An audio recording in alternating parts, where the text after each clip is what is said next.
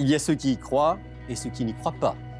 Ceux qui ont des doutes, ceux à qui la question fait peur, et bien sûr les sceptiques absolus. Mais que vous soyez dans un camp ou dans un autre, la question ne vous laissera sans doute pas indifférent. Au-delà du monde habituellement perceptible par nos sens, y aurait-il autour de nous des entités invisibles, qu'on peut aussi appeler des esprits?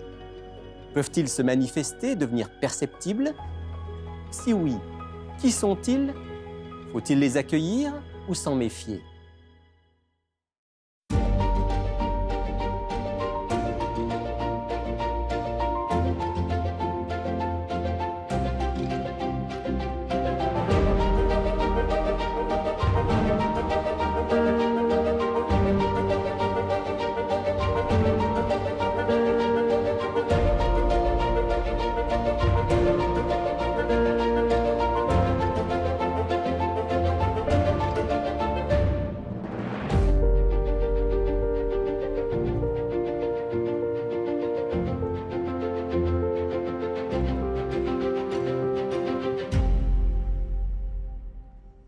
Bonjour à tous, bienvenue dans Il est écrit pour cette émission consacrée donc à essayer de comprendre s'il y a autour de nous un monde invisible dans lequel des entités que parfois on appelle les esprits pourraient se manifester. Comme je disais en introduction, certains y croient, d'autres n'y croient pas. Faut-il y croire? S'ils existent, qui sont-ils? Sont-ils amicaux? Sont-ils dangereux? On va essayer d'y voir un peu plus clair à partir de ce que nous en dit la Bible, bien sûr, mais aussi à partir de l'expérience. Pour en parler aujourd'hui, j'ai avec moi quelqu'un qui est un pasteur, aussi un spécialiste de la communication, et il a vécu certaines choses qu'il va partager avec nous. Je reçois Pedro Torres. Bonjour Pedro. Bonjour.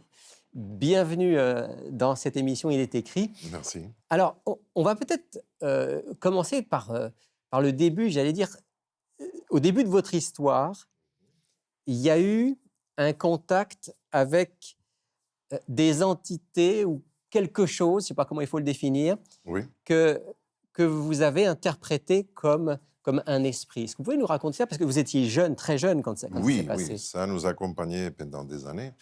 Il faut commencer par dire que ma grand-mère, elle était spiritiste, elle était quelqu'un qui canalisait les esprits, Médium? elle était une médium, exact. Donc, la grand-mère, la maman de ma mère, c'était elle qui faisait ce type de choses.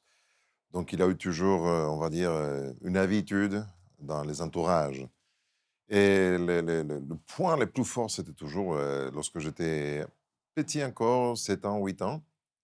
Et l'épisode précis que je veux raconter, il y a d'autres, bien sûr, mais celui qui m'a frappé le plus fort, qui m'a réveillé vers cette réalité qui nous entoure, mais nous ne pouvons pas voir avec les yeux nus. Un jour, j'étais en train de jouer avec et voilà, mes jouets à la salle de dîner, sous la table. Et je me souviens, mon papa, il était au travail. Ma mère, elle était à la cuisine. Il faut dire aussi, petit détail, ma mère, elle est sourde de naissance. Et ça nous donne encore des pistes pour vérifier qu'il y a des choses, ce qui s'est passé. Et ma sœur, était dans l'autre but de la maison, de l'autre côté, justement derrière. Et bref, pour vous dire que j'étais en train de jouer, j'entends de coups une forte voix mâle, d'homme, on va dire, grave, même brisée, qui a commencé à me parler. Et j'avais peur. J'avais des frissons, Et qu'est-ce que disait cette voix? Et cette voix, c'est intéressant parce que c'est évident qu'elle savait que ma mère n'entendait rien, elle est sourde, parce que c'était justement l'endroit d'où venait la voix, c'était la porte entre la salle de dîner et la cuisine, là où se trouvait ma mère, et ma sœur se trouvait justement de l'autre côté derrière. Et cette voix me disait des choses très désagréables, agressives. Dites à ta sœur que tu vas te pourrir, tu vas mourir, tu vas te pourrir. Et ça, elle l'a répété à plusieurs reprises. Et c'était quelque chose évident, c'est-à-dire, je ne peux pas Donc, l'inventer. une voix forte, une voix masculine, Oui, et, et brisé dans le sens de dis à ta sœur, c'était gutturel, forte. et un message horrible, quoi. Horrible, tu dis ça à un enfant de 8 ans, 7 ans, et tu le fais peur, tu le traumatises. Voilà, je me souviens encore, c'est évident comme ça. Et d'abord, je pensais que c'était une blague, mais puisque ça se répétait, je dis non, c'est pas une blague. Et ma sœur n'était la source de cette voix, évidemment. Elle n'avait jamais eu la capacité de parler de cette manière. Et ma mère non plus. Et je suis sorti de dessous de la table, je suis passé vers la porte. J'avais peur, j'hésitais, parce que c'était depuis là que la voix me parlait, mais je ne voyais personne. Et j'hésitais d'aller à côté de la jupe de ma mère, on va dire. Mhm. Et finalement, je pris le courage, je suis sorti. Et c'est intéressant que lorsque je traversais l'espace de la porte d'où venait cette voix, l'air était gelé, vraiment gelé, pas froid, gelé. J'avais des frisons, j'avais la chair de poule. Des moments que le maître demi, que je traversais cet espace, je suis rentré en courant à la cuisine. Je dis à ma mère, maman, mais tu rigoles ou quoi? Et ma mère elle me regarde parce qu'elle était en train toujours de lire mes lèvres, non? Et mais quoi, qu'est-ce qui se passe? Et pour le faire court, je racontais. Et elle a compris qu'est-ce que s'est passé. Elle a compris que c'était sa maman et sa mère, ma grand-mère, qui, d'une manière ou l'autre, avait intervenu quelque façon, quelque manière. Et je me souviens très bien, elle appelait ma sœur. Est-ce que tu as fait une blague? Parce que puisqu'elle était sourde, elle ne Mhm. comprenait rien. Et Mhm. puisqu'une fois qu'elle était convaincue Qu'il que s'était vraiment passé c'est quelque chose. exactement, Mhm. elle nous a mis en genoux à la cuisine, on a prié tous ensemble et les choses se sont calmées. Donc Donc il y avait voilà, plus, il y avait plus de voix, il y avait plus cette exact. froideur là. Oui, oui, oui. Et ma sœur a dit oui, je ressentis quelque chose, mais je ne savais pas, je n'ai rien entendu. Donc voilà. Mhm. Donc ça, c'est l'un des épisodes, mais les plus évidents pour moi. Ouais, ça a été un épisode quand même fort. J'imagine un petit garçon de 7 8 ans Oui. qui vit ça. Est-ce que vous disiez que votre grand-mère était médium, Oui. qu'elle faisait du spiritisme? Est-ce que vous saviez qu'il pouvait y avoir ce genre de phénomène en tant que petit garçon, ou bien ça vous a quand même surpris? J'étais toujours chrétien depuis le berceau. Je Vous suis êtes né dans un né dans une foyer. famille chrétienne, d'accord. Exactement. Ma maman, ma mère, c'est la seule chrétienne dans sa famille. Elle était la seule chrétienne dans sa famille. Et pour moi, c'était tellement évident. J'ai toujours accompagné mes parents lorsqu'on a lu la Bible, on a fait des études bibliques. Je savais qu'il y avait des choses, mais pour moi, j'étais un petit garçon. Pour moi, c'était plus ou moins que la fantaisie.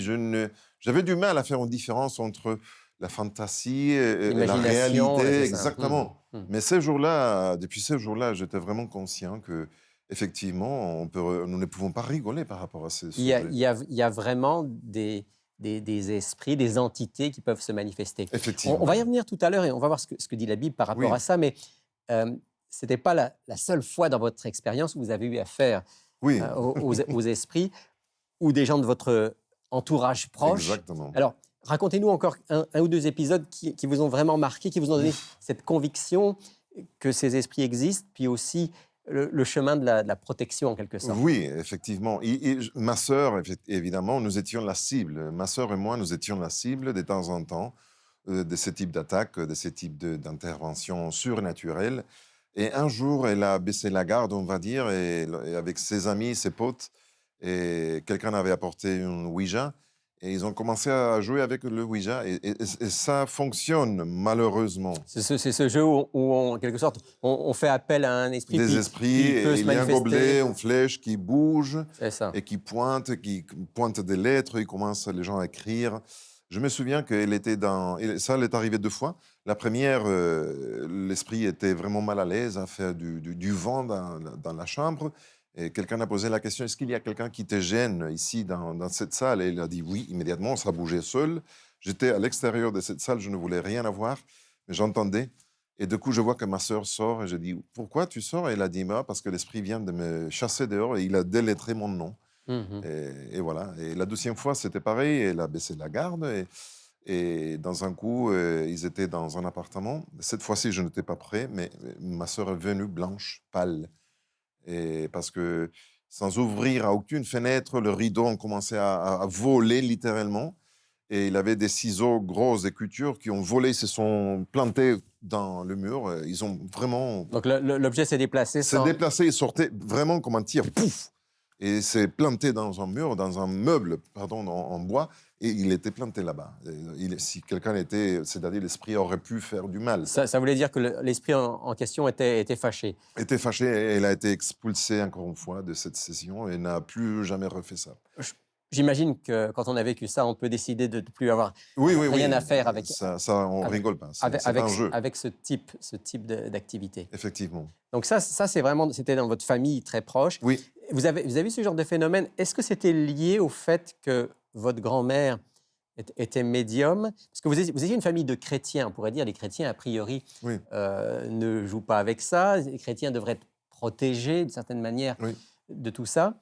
Mais vous avez quand même eu des manifestations. Est-ce que vous pensez que c'est lié au fait, justement, qu'il y avait ce lien familial? La seule chose que je peux dire, que je peux on peut dire empiriquement affirmer, c'est que le jour que ma grand-mère est décédée, toutes ces sortes de manifestations se sont arrêtées chez nous. Et après, chacun peut tirer la leçon, la conclusion voilà. qu'il veut. Mais pour moi, c'est une réalité. En tout cas, ça nous montre que vraisemblablement, il y avait ce lien-là Exact. qui s'est rompu au Exact. au Mais ce moment n'est de pas sa le seul mort. cas. Il y a eu d'autres qu'on a vécu dans mon église, où j'étais membre d'église. Alors racontez-nous. Parce que je me souviens que, et après on va revenir, qu'est-ce que la Bible nous dit, mais j'ai connu et je connais encore, parce que je garde le contact, un couple qui étaient des ufologistes, des gens qui contactaient les UFO, les ovnis, les extraterrestres, et ils étaient de leaders d'un groupe qui contactait tous les quelques mois un ovni, un UFO qui descendait dans un endroit que je connais bien au sud-est de l'Espagne. Et voilà, un jour, ils ont connu, pour faire l'histoire courte, quelqu'un qui leur a parlé de qu'est-ce que la Bible dit par rapport aux esprits, ce monde invisible, tout ça. Et depuis ce moment-là, ils ont vu que les apparents extraterrestres ont eu une attitude très agressive, négative contre eux, au point qu'un jour, l'épouse a été forcée chez eux, il a été vanté contre le mur, chassé de son lit, et quelqu'un invisible était en train de forcer l'épouse. C'était un épisode fort. Et pour aller vraiment au point, le jour qu'ils ont décidé de se faire baptiser, Donc, c'était très fort ça, très fort. Ils ont continué donc à cheminer avec Oui, avec ils ont la continué, Bible. ils ont commencé à faire des études bibliques, ils ont découvert qu'est-ce que la Bible dit par rapport à tout ça, tout le monde spirituel qu'il y a derrière, et qui est toujours relié, pas seulement avec les esprits, les démons, ou les démonismes, qu'on veut dire, ou les morts, mais aussi les extraterrestres. Et voilà, pour le faire court, ils ont continué, ils ont pris la décision de se faire baptiser. Et les jours qu'ils étaient là, je me souviens, le pasteur, il était dans les eaux de baptistère, parce qu'on baptise par immersion. On baptise par immersion, Ouais, donc on est descendu dans l'eau. Ouais.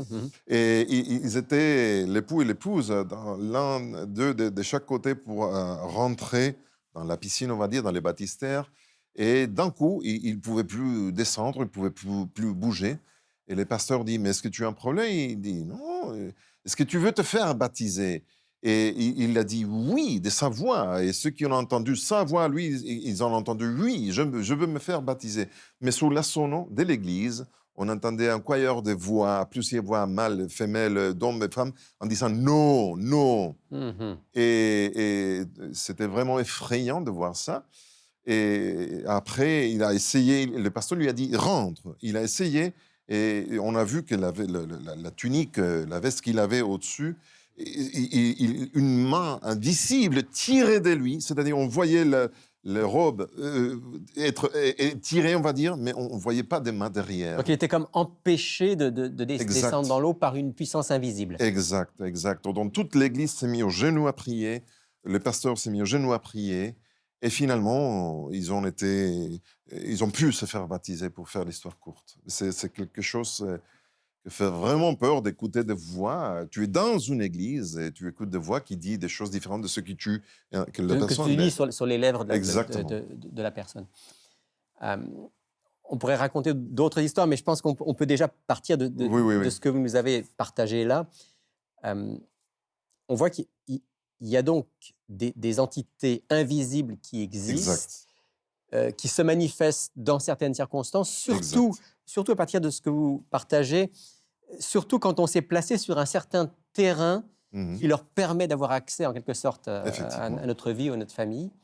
Et puis on voit qu'il y a un combat très clair entre ces forces-là, ces puissances-là, ces entités-là, et Dieu et le message de l'Évangile. Effectivement. Ouais. Alors, est-ce qu'on peut maintenant essayer, on va dire, d'interpréter les histoires que vous nous avez racontées à partir du texte biblique? Oh, bien sûr, les gens peuvent nous dire... D'abord, je vais réfléchir en voix haute en disant, beaucoup de monde pense que Dieu n'existe pas. Pour moi, ce qui m'a évanoui tout doute, on va dire, de l'existence de Dieu, c'est tous ces soucis que j'ai vécus dans ma vie. Mhm, C'est-à-dire, il y a du monde qui peut dire que le soleil n'existe pas, que la lumière n'existe pas, mais s'il y a de l'ombre, ça veut dire qu'il y a une lumière et quelque chose qui bloque. mhm, J'ai vu les ombres du monde spirituel. Alors je sais qu'il y avait quelqu'un qui faisait de l'ombre, mhm. qui cherche le mal, Ouais, mais cela veut dire aussi qu'il y a un soleil, qu'il y a un Dieu.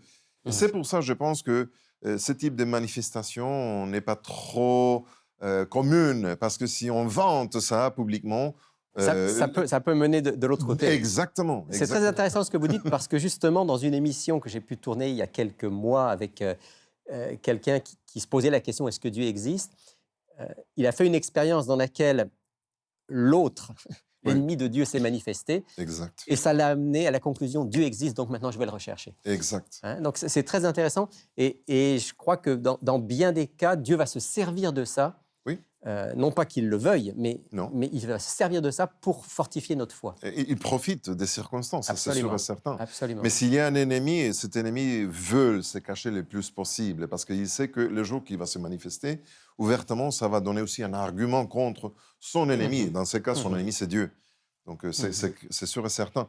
C'est dans la Bible qu'on trouve Alors, l'origine. est-ce qu'on peut lire justement quelques textes qui nous aident à comprendre Oui, oui, oui, oui. qui sont ces entités, qui sont ces esprits, et qu'est-ce que c'est que ce combat qu'on sent dans ce que vous nous avez raconté? Oui, oui. D'abord, il faut être au clair que la Bible nous parle d'un ange qui était bon, qui était beau et qui faisait le bien, mais d'un coup, il a chuté, on va Il dire, s'est du ciel. retourné contre Dieu. Exactement, je dis toujours, c'est dans Ésaïe 14, versets 12 à 14 Alors, qu'on on va lire dans trouve... Ésaïe chapitre 14, versets 12 à 14. Là, Exact, on parle de celui qu'on appelle souvent Lucifer. Hein? exactement. Ouais, C'est tout l'ange à de fait. lumière. C'est Non. quelqu'un qui était l'ange le plus puissant après Dieu. Mhm. Après Dieu, c'était le plus fort. Mais il a commis une erreur, on peut le lire là, qui dit que je monterai jusque dans les cieux. Il voulait être, en résumé, être comme Dieu, occuper la place de Dieu. Mais finalement, si on continue à lire le texte pour ne pas tout lire, il a été chassé du ciel. Et cet épisode de cette guerre qu'on voit aujourd'hui encore, qu'on a mentionné il y a quelques minutes, on le retrouve dans Apocalypse Au 12, chapitre 12. Alors, effectivement, on peut lire ce texte. Apocalypse chapitre 12, de 7 à 9. les versets 7 à 9. Hein. Ouais, Il y eut une guerre dans le ciel. exact. Michel et ses anges combattirent le dragon. Le dragon combattit lui et ses anges, mais il ne fut pas le plus fort. Il se trouva plus de place pour eux dans le ciel, et il fut précipité le grand dragon, le serpent ancien, appelé le diable et Satan, celui qui séduit toute la terre.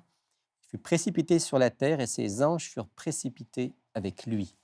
C'est sûr et certain que ça, c'est l'origine du monde invisible. Alors, on est des chairs et sang, des os, et c'est-à-dire on est des carbone 14, on va dire, mais il y a un monde spirituel, je ne comprends pas la composition chimique de ces êtres, de ces entités, mais ils sont là, ça c'est sûr et certain, parce qu'on les voit, on les Il se entend, manifeste d'une et certaine ils se manière. manifestent d'une manière ou l'autre. Alors, même si nous n'avons pas la connaissance suffisante ou les capacités scientifiques pour éprouver certaines choses, mais le fait, c'est qu'on le voit. Et il y a pas mal de différents shows dans d'autres chaînes de télévision qui montrent des C'est gens qui chassent des c'est- fantômes et tout ce c'est type de ça. choses. Et c'est même très populaire aujourd'hui. Il y a beaucoup d'émissions qui vont nous parler de phénomènes paranormaux et Exact. de contact avec des entités. Souvent, c'est présenté d'une manière plutôt positive, plutôt Et intéressante, scientifique même. et Voix. même scientifique Parce qu'il parfois. dit il y a des voix, des fréquences. On a ici une machine qui enregistre des voix qu'on n'entend pas avec l'oreille naturelle. Et je le crois tout ça. Mais je me pose la question, est-ce qu'ils sont conscients avec qui ils ont des choses à faire? Parce qu'il ne se pose pas la question, parce non, je ne pense pas qu'il prend le point de vue de la Bible, mais la Bible nous dit que, et il y a un autre texte que je vais apporter ici, c'est dans 2 Corinthiens 11, Alors, versets 14 et 15. deuxième lettre de Paul aux Corinthiens, chapitre 11, versets 14 et 15. Oui, Donc là, il est question de faux apôtres et il est dit, ce n'est pas étonnant donc qu'il y ait de faux apôtres, car Satan lui-même se déguise en ange de lumière. Et donc pas étrange que ses serviteurs aussi se déguisent en serviteurs de justice. voilà, ce type de gens font, ouais, t'inquiète pas, tu as un esprit dans chez toi, mais c'est un esprit de bien, il veille sur toi, c'est l'esprit du grand-père. Et non, la Bible nous parle, et je pense que vous avez parlé dans ces programmes autrefois de qu'est-ce qui s'y passe lorsqu'on meurt, mais non, il n'y a pas de ça. Et effectivement, n'oublions pas que Lucifer, il était un ange de lumière. Et il garde toujours ces parties, ce côté, on va dire, de beauté. Il peut se montrer tel qu'il était. On les peint toujours, on le montre comme un diable avec des cornes rouges. Cornu, Non, non, horrible. non, non, non. Non, mais c'est sûr qu'il il a tout intérêt à se présenter sous un jour favorable Exact. pour pouvoir mieux séduire. Maintenant, en même temps, quand j'écoutais ce que vous me racontiez, votre histoire en tant qu'enfant, en même temps, j'ai envie de dire, c'est comme si son fond mauvais devait toujours ressortir à un moment ou à un autre. Mhm. Parce que la, la phrase que vous avez entendue, alors Oui, c'était peut-être quoi? C'était une vengeance parce que vous étiez une famille de chrétiens. oui. euh, Je ne sais pas. Je sais pas. Peut-être que ma grand-mère était gênée parce que nous étions des chrétiens et ça, voilà, ça a fait qu'elle agissait, faisait des conjures, je ne sais pas, des sortes sortilèges. Mais bon, en tout cas, c'est une réalité. il va se montrer sous un jour favorable jusqu'à un moment où son vrai visage va se manifester. Effectivement, mais je pense que chez nous, les chrétiens, parfois, ça arrive d'une manière plus ouverte, parce qu'on est déjà conscient. Et comme ça, ils ont dit, oh, je n'ai pas besoin de me déguiser. Vas-y, je t'attaque, je vais te décourager, je veux que tu aies peur. Tu aies peur. Voilà, donc n'oublions pas, et je pense parce que les temps se passent très vite, mais le texte d'Éphésiens 6, 12, c'est un Alors, texte très oui, un texte très connu. important dans l'épître de Paul aux Éphésiens, chapitre 6. Oui, le verset 12, c'est l'apôtre Paul qui parle là aussi, Oui. Qui dit « Car nous n'avons pas à lutter contre la chair et le sang, mais contre les principautés, contre les pouvoirs, contre les dominateurs des ténèbres d'ici-bas, contre les esprits du mal dans les lieux célestes. » Effectivement, nous n'oublions pas que nous sommes au milieu d'une guerre. Il y a deux côtés, et ils nous ont pris comme des otages. L'humanité, sans le savoir, on est des otages au milieu de cette guerre. Et les stratégies, c'est toujours de se montrer à ceux qui sont favorables, de se cacher pour la plupart, et de attaquer ceux qui sont conscients. C'est une guerre. Dans la guerre, tout est valide, entre guillemets. Et ça fait vraiment peur. Et ce type de choses, effectivement, c'est pas que moi, je connais d'autres qui ont vécu ce type d'expérience, et ça montre qu'effectivement, c'est une réalité. En même temps, en tant que croyant, en tant qu'enfant de Dieu, on n'est pas appelé à vivre dans la peur. Donc, il y a une voie qui est quand même la voie qui nous permet d'obtenir la victoire par rapport à ces mauvais esprits et ces puissances néfastes. À chaque cas qu'on a eu des soucis, la prière a mis fin à tout ce type d'action. Donc, se placer du côté de Dieu, se placer du côté de celui qui est le Tout-Puissant. Exact. Merci beaucoup, Pedro Torres, pour ce témoignage et pour ces quelques mots. Si vous voulez, on va terminer par un mot de prière ensemble. Merci. Merci, notre Dieu, notre Père, de nous donner la possibilité de te prier, de venir à toi en toutes circonstances. Enlève de nous toute peur, mais donne-nous aussi la sagesse de nous placer sur ton terrain et pas sur le terrain de l'ennemi. Te le demandons au nom de Jésus. Amen. Amen.